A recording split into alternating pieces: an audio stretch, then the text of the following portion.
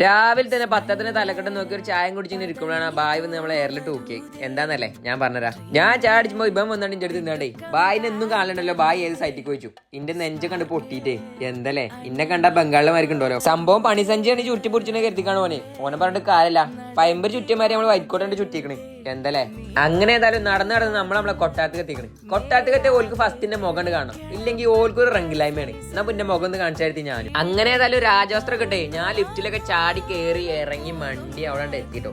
വാതിലൊക്കെ ഉന്തി തള്ളി തുറന്ന് എന്റെ മയിലുങ്ങളെ ചെരുപ്പം ഇട്ടു. എന്റെ മയിലുങ്ങളെ ചെരുപ്പിച്ച് ഭയങ്കര ഇഷ്ടം. ചെന്ന പാടെ ഞാൻ 2 കൈമുഖം ഗ്ലൗസ് വാരി വലിച്ചിട്ടാണ്ട് ഡ്യൂട്ടി കണ്ട് പോയിട്ടോ. ഞാൻ പിന്നെ ഭയങ്കര പ്രോ ആണ് ഇതില്. അവിടുന്ന് പിന്നെ ഫസ്റ്റ് ചാടി പോയി ഞാനാണ്. അങ്ങനെ ചായ ഒക്കെ കുടിച്ചിങ്ങനെ ഇരിക്കുമ്പോഴാണ് പിന്നെ ചോറ് വെച്ചാൽ മതി. ചോറും വെച്ച് ഞാൻ ഒരു ഓളത്തിന് സ്റ്റെപ്പണ്ട് കയറിയപ്പോ കുടുങ്ങിയില്ലേ, ആകണ്ട് വലഞ്ഞ് ഞാൻ കൊയങ്ങിട്ടേ. പിന്നെ കേകലായി, അടക്കലായി, പുടിച്ചലായി, ഓഫാക്കലായി, പൂട്ടലായി, പോകലായി. അങ്ങനെ ഞങ്ങൾ രണ്ടാളും ടാറ്റയും പറഞ്ഞിട്ട് പോയി. എന്നാ ഞാൻ ആയിക്കോട്ടെ, പിന്നെ കാണും.